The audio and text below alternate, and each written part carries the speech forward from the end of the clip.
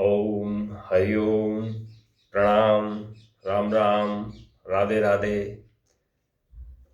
आज पुनः सभी का स्वागत।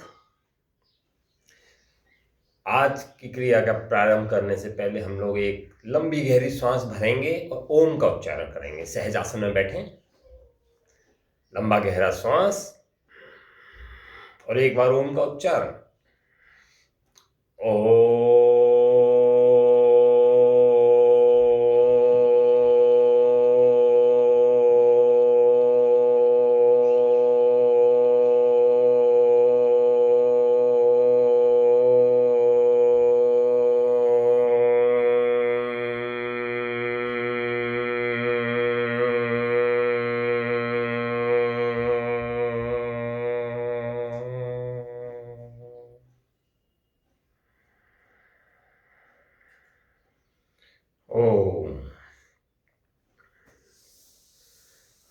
हमारा 2 दिनों की जो यात्रा रही, उसके पश्चात मन में विचार आया कि आजकल ज्ञान बांटने वाले लोग बहुत हो गए हैं।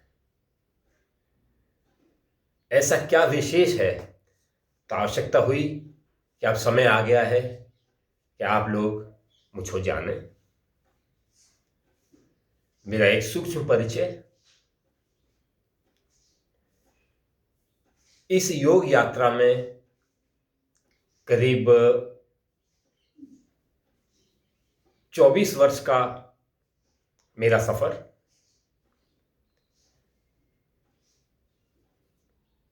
बाकी सारी चीजों को छोड़ें,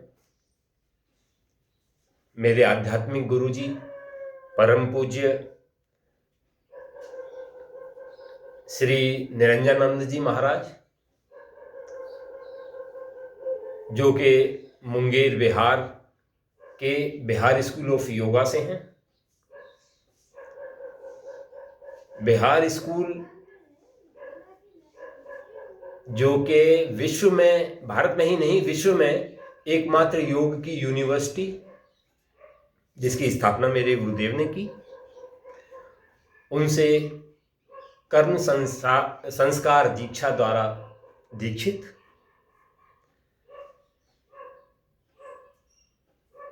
उसके पश्चात जो अभ्यास और एक BKS अयंगर जी की पद्धति, जिसमें प्रॉप्स का इस्तेमाल होता है, उसमें मेरे पूजनीय गुरुदेव श्री रुद्रदेव गौड़ा जी, जिनसे हमेशा मार्गदर्शन मिलता रहता है, वो हमारे पास भी आज आने का सौभाग्य मिलता है हमें, और हम उनके पास जाते रहते हैं। उनका आश्रम ऋषिकेश में।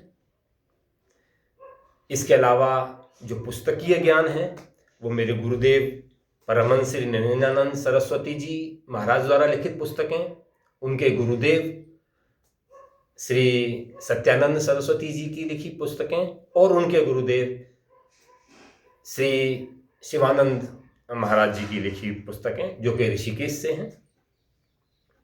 शायद ही योग की यात्रा में चला हुआ कोई भी व्यक्ति ऐसा नहीं होगा जो इनको न जानता हो। इसके अलावा जो मूल आधार है वह है घेरण्य संहिता और हठ योग प्रदीपिका। ये मेरे आधार। जहां तक योग शिक्षा की बात है, अपनी एकेडमिक शिक्षा के अलावा, पेशे से मैं एक इंजीनियर हूं, लेकिन उसके अलावा मैंने राजर्षि टंडन विश्वविद्यालय लखनऊ और व्यासा विवेकानंद इंस्टीट्यूट बेंगलोर, और तत्पश्चात लाड़नू विश्वविद्यालय, जैन विश्वविद्यालय, विश्व भारती विश्वविद्यालय लाड़नू, डिस्ट्रिक्ट नागौर राजस्थान, यहाँ से MSc की, MSc इन योगा। तो योग की शिक्षा का ये है। बाकी मेरे गुरुदेव, इन सब का आशीर्वाद, और इन सब के अलावा एक मेरे भाई, मेरे सखा और मेरे एक एक चीज को गाइड करने वाले, जिन्होंने सारा जीवन ही योग को समर्पित किया है, डॉक्टर अवधेश शर्मा जी, जो कि समग्र योग केंद्र चलाते हैं लखनऊ में। हम दोनों ने साथ ही साथ दीक्षा ली, दोनों ही जगह सभी गुरुओं के साथ साथ साथ रहे। उनका जो हर कदम कदम पे जो मार्गदर्शन रहता है वह भी किसी गुरु से कम नहीं। सभी गुरुओं को शत शत नमन। ओम।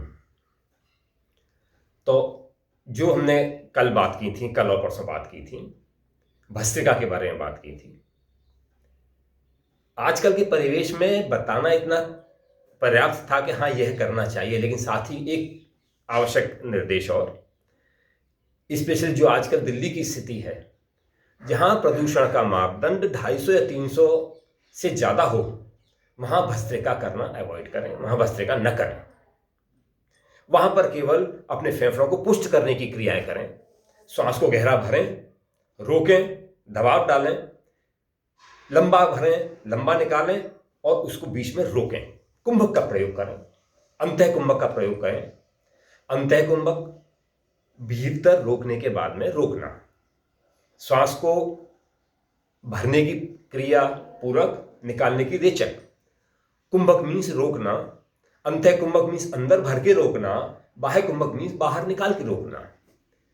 बाहर निकाल के रोकने की क्रिया से कह सकते हैं कि हमारे सिस्टम की क्रेविंग स्टार्ट होती है, बहुत कम समय में ज़्यादा से ज़्यादा पुष्टता ग्रहण करने की क्षमता आती है। लेकिन अंतः कुंभक से हमें स्ट्रेंथ मिलती है, हमारे फेफड़े मजबूत होते हैं और पुष्ट होते हैं और ज़्यादा अच्छी तरह से कार्य कर सकते हैं।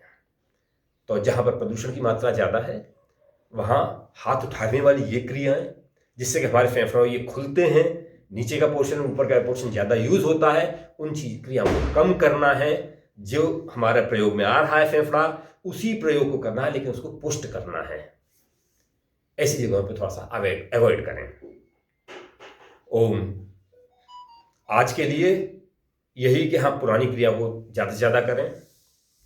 साथ में योग केवल बैठ के थोड़ा सा करने का नाम नहीं, योग वास्तव में 8 सोपानों को मिलके बना है। यम, नियम, आसन, प्राणायाम, प्रत्याहार, धारणा, ध्यान, समाधि। तो इन सब चीजों में चर्चा बाद में। आज के लिए एक आसन, जिस आसन में अभी ये बैठे हुए हैं, घुटनों को मोड़ के, घुटनों के बल, पिंडलियां दबी हुई, एड़ियां थोड़ा सा बाहर, उस पर हम टिके हुए। यह एक आसन जिसे भोजन के पश्चात भी किया जा सकता है। और इसी स्थिति में थोड़ा सा आगे झुकें, आगे झुककर आगे आए, हाथों को आगे लाएं और पूरा नीचे टिक जाएं। ध्यान रहे जो बेंडिंग होगी वो कमर से इस तरह से नहीं होगी, इस कूल्हे से के जोड़ से होगी, इस तरह से होगी, कमर सीधी की सीधी आगे। इसका नाम है शशांकासन या शशकासन। इस स्थिति में हमारा सिर नीचे आया। आसन में सर्वश्रेष्ठ आसन इसको कहा जा सकता है। इस स्थिति में हमारी एड्रेनल ग्लैंड का एक्टिवेशन कम होता है, जिसके परिणाम स्वरूप एड्रेनल हार्मोन हमारा कम रिलीज होता है। और यह हार्मोन ही रेस्पॉन्सिबल होता है, जिम्मेदार होता है हमारे मस्तिष्क में उत्तेजना और क्रोध को पैदा करने के लिए। इस आसन में ज़्यादा से ज़्यादा बैठें। छोटे बच्चों को इस आसन में बिठाएं, सो जाएं। बच्चे सो जाते हैं अक्सर इस आसन में, सो जाएं। इस आसन में बच्चों को लाने से उनकी मेधा शक्ति, स्मरण शक्ति बहुत तेजी से बढ़ती है। बड़े लोगों का बीपी तुरंत खत्म होता है, क्रोध आना कम हो जाता है, चंचलता मन की कम हो जाती है, स्वभाव में स्थिरता आती है। अगर इस तरह से न बैठ पाए तो बीच में कोई एक तकिया है, कुछ पैरों के बीच में यहां लगा लें। ध्यान रहे जब नीचे की स्थिति में आते हैं तो सफोकेशन नहीं होना चाहिए। इसी आसन के विस्तृत रूप से चर्चा प्लस आगे की यात्रा कर। बहुत बहुत धन्यवाद। ओम। शांति शांति शांति। हरि ओम।